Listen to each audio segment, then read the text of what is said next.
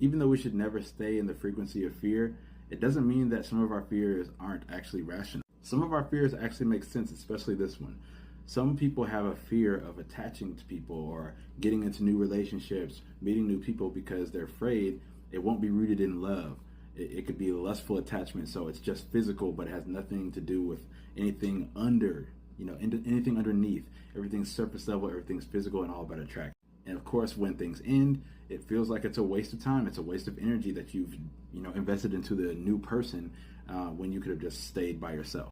So this argument makes sense. It's a very valid fear. I understand why you would feel this way.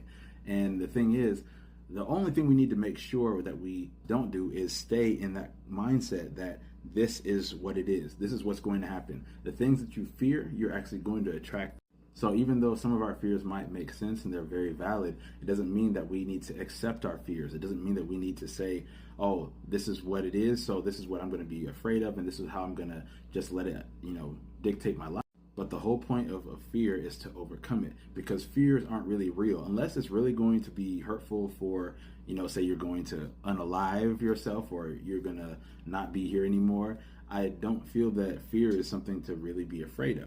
Myself, for instance, I'm actually terrified of heights, but I've started going on hikes, I've went on roller coasters, and I've actually gone on things that actually really alleviates my fear. So I've really gone against my fears, and it's really changed my whole outlook on life. So when you do the thing that scares you, it actually alleviates that fear, and you no longer have a fear that it's going to happen. And another thing when it comes to relationships, we might fear these things can happen, and they definitely could happen. But is it going to be the end of the world? Are you not going to be alive the next day because it didn't work out with a new person?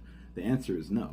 And as long as you're rooted in love, as long as your intentions are always pure, you're not losing. You will never lose if your intentions are pure. Even though it might seem like it, if someone got over on you or whatever it might be, they're the ones that lost out on a good person that actually has genuine intentions. In a very rare world where not many people have good intentions nowadays. So never let that fear keep you away from finding your future partner or whoever it might be.